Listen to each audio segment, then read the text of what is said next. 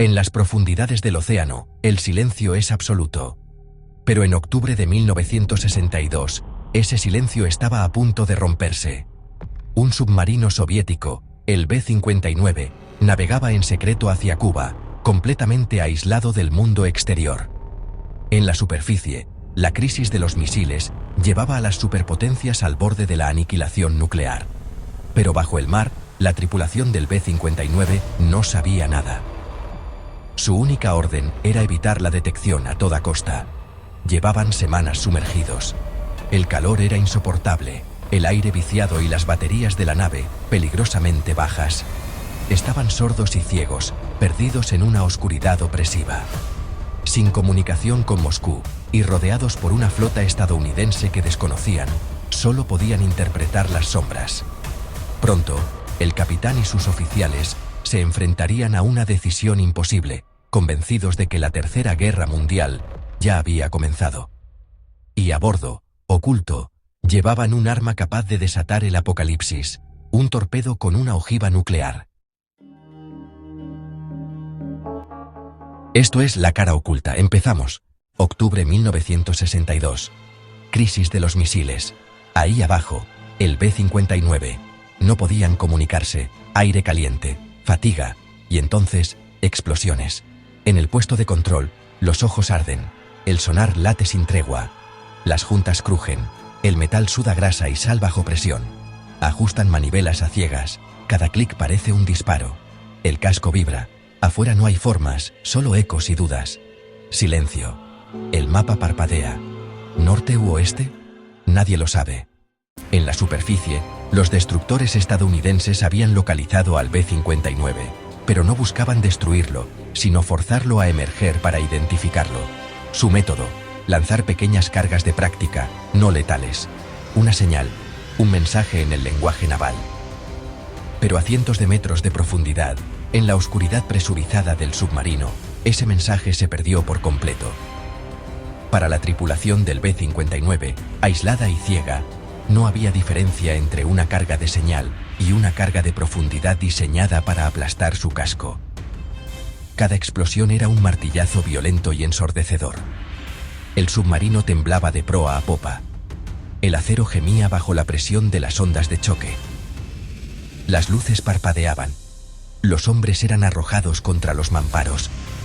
El pánico era una corriente eléctrica que recorría los pasillos.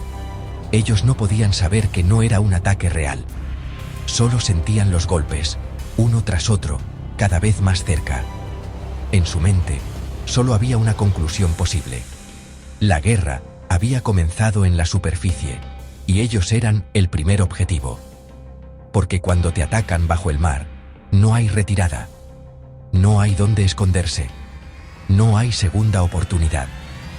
El siguiente impacto podría ser el último, el que abriera una brecha y dejara que el océano reclamara el submarino y a todos sus ocupantes en un instante. Con el oxígeno agotándose y la tripulación al borde del colapso, el capitán Valentín Savitsky se enfrentaba a una decisión imposible, creyendo que su nave y sus hombres estaban a punto de ser aniquilados, y el capitán decide que si van a morir, no lo harán solos. En la sofocante sala de control del B-59, la tensión es insoportable.